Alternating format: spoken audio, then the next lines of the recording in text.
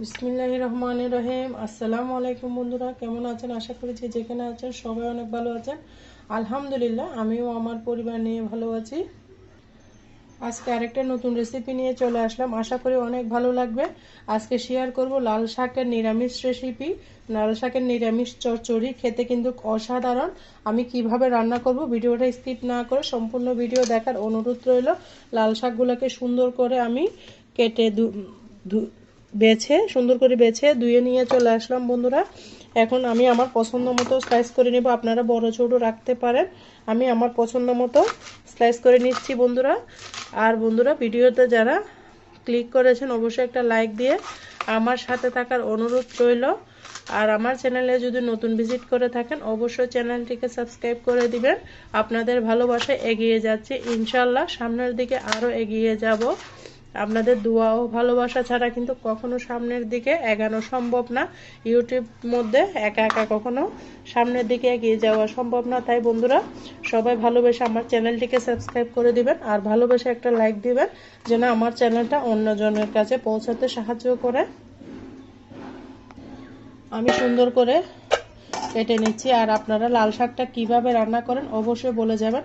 আমি যে প্রসেসে দেখাচ্ছি, নতুন রাঁধুনি গৃহিণী যারা আছেন ছোট থেকে বড় সবাই কিন্তু এই রান্নাটা রাঁধতে পারবেন। আমি আমার প্রসেসটা ফলো করলে, অনেকজন আছে রান্নাবান্না তেমন পারে না, তাই আজকে আমি নতুন রাঁধুনিদের জন্য শাক কিন্তু স্বাস্থ্যের জন্য অনেক ভালো। যত ভালো মন্দ খান, শাক সবজি কিন্তু আমাদের খাওয়া লাগবে।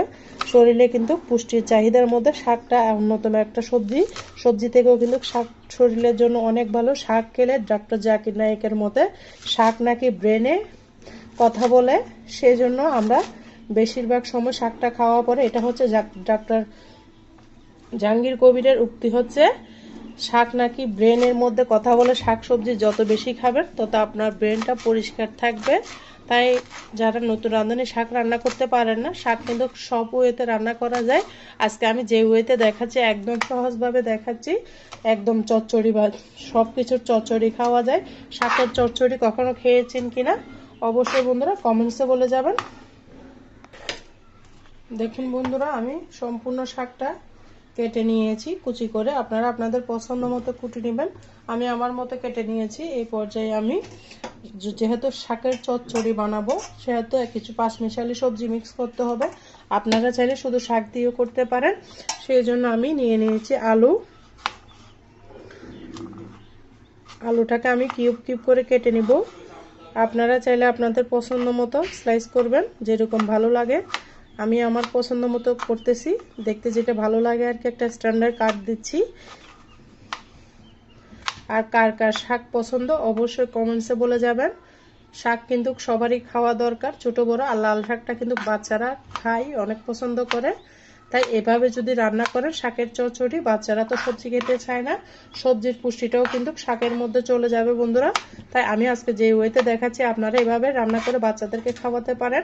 শাকের পুষ্টি আর সবজির পুষ্টি একসাথে, দুইটা বাচ্চাদের কিন্তু ব্রেনের জন্য অনেক ভালো। বাচ্চারা তো সবজি খেতে চায় না, বিশেষ করে আমার বাচ্চারা তো খেতেই চায় না। তাদের জন্য এভাবে রান্না করলে লাল শাকের সাথে খেয়ে নিবে। তো সব বাচ্চারাই কিন্তু কম বেশি সবজি খেতে চায় না, তাদের জন্য এভাবে রান্না করবেন, দেখবেন আঙ্গুল চেটে পুটে খাবে, বলবে যে আম্মু আরেকটু দাও।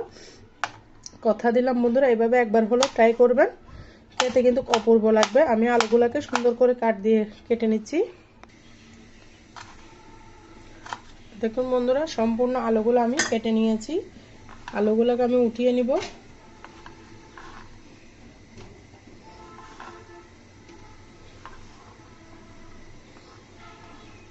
এই পর্যায়ে নিয়ে নিচ্ছি একটা বেগুন।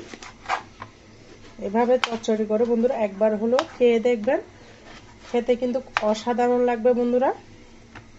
আর কে কোথা থেকে আমার ভিডিওটা দেখতেছেন অবশ্যই কমেন্টসে বলবেন।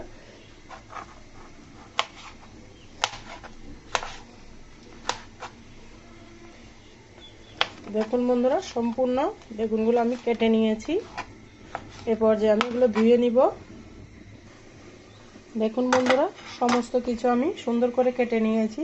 ডাল নিয়েছি চচ্চড়ির জন্য, তারপর নিয়ে নিয়েছি সমস্ত কিছু সুন্দর করে কেটে ধুয়ে নিয়ে চলে আসলাম। এবার চলে যাচ্ছি আমি রান্নার প্রসেসে। বেগুন আলু সব ধুয়ে নিয়ে চলে আসলাম। পর্যায়ে আমি চুলার মধ্যে চলে যাচ্ছি।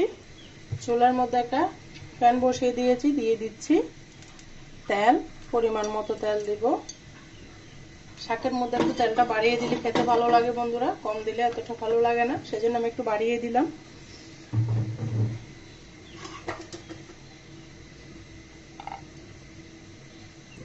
একদম সিম্পল ভাবে রেসিপিটা আমি শেয়ার করব। দিয়ে দিচ্ছি রসুন,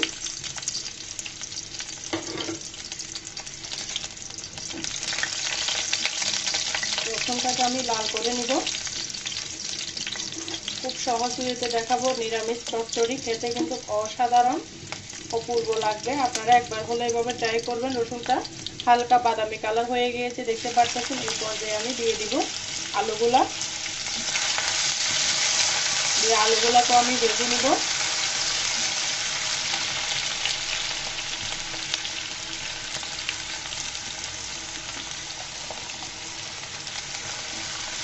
আলুগুলো আমি পাতলা পাতলা করে কেটেছি, ভাজতে কিন্তু বেশি টাইম লাগবে না, তাড়াতাড়ি ভাজা হয়ে যাবে। দেখুন আমার আলুগুলো ভাজা হয়ে গিয়েছে। ভাজা মানে এখানে 80% আমি সিদ্ধ করে নিয়েছি। আলুটা যেহেতু পাতলা করে কেটেছি সেই জন্য বন্ধুরা এখানে আলুটা সিদ্ধ হয়ে গিয়েছে। এই পর্যায়ে আমি বেগুনগুলোকেও ভেজে নিব।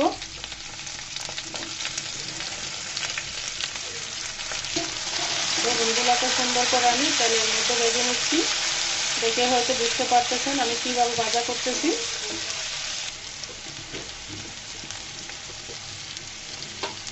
এই পর্যায়ে দিয়ে দিব পরিমাণ মতো লবণ, দিয়ে ভালো করে নাড়াচাড়া করে দিব। একদম সম্পূর্ণ অল্প মশলা দিয়ে আমি আজকে রেসিপিটা বানাবো, কোনো প্রকার মশলা ছাড়া। একদম ঘরোয়া মশলা দিয়ে একটা নিরামিষ চচ্চড়ি খেতে কিন্তু অপূর্ব লাগবে। এ পর্যায়ে দিয়ে দিব আমি মুসুরের ডালটা।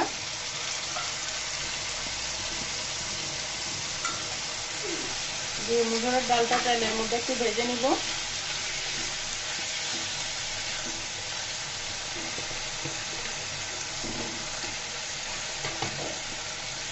তারপর দিব 1/2 চামচ হলুদের গুঁড়া,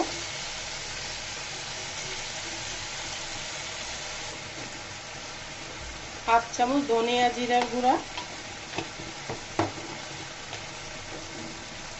তারপর দিব সামান্য লাল মরিচ, একদম সামান্য দিয়েছি, 1/2 চামচ থেকে 1 চিমটি মতো দিয়েছি। দিয়ে আমি ভালো মতো নেড়ে ছেড়ে দিব।